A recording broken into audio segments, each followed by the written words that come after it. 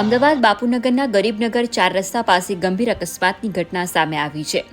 અજીત મિલ તરફથી આવી રહેલી એક લક્ઝુરિયસ ગાડીના ચાલકે સ્ટીયરિંગ પરથી કાબુ ગુમાવતા ભયંકર અકસ્માત સર્જાયો હતો। આ સમગ્ર ઘટનાના કાળજુ કંપાવી દેતા સીસીટીવી ફૂટેજ પણ સામે આવ્યા છે। ગાડી ચલાવી રહેલા 40 વર્ષીય મયંક કુમાર દીપકભાઈ પટેલને અચાનક વાયની ફીટ આવવાના કારણે તેમણે વાહન પરથી નિયંત્રણ ગુમાવ્યું હોવાનું પ્રાથમિક તપાસમાં બહાર આવ્યું છે।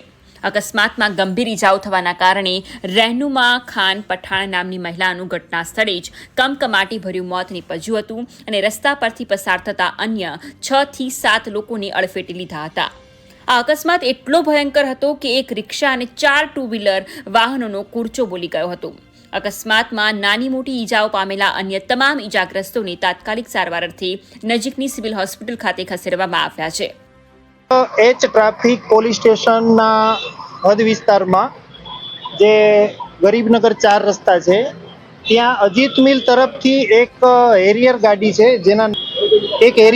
જેના નંબર છે GJ27BM 1168 જેના ચાલક છે પટેલ મયંક કુમાર દીપકભાઈ જેમની ઉંમર 40 વર્ષ।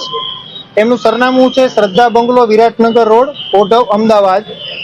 જેઓને ડ્રાઇવિંગ કરતી વખતે વાય ફિટ્સ આવી જવાથી પોતે ગાડી પરનો કાબુ ગુમાવી દે છે અને અજીત મિલથી ગરીબનગર તરફ આવતા 6 કે 7 લોકોની સાથે અકસ્માત કરે છે, જેમાં રિક્ષા અને 3 બાઇક અને એક મોટરસાઇકલ છે।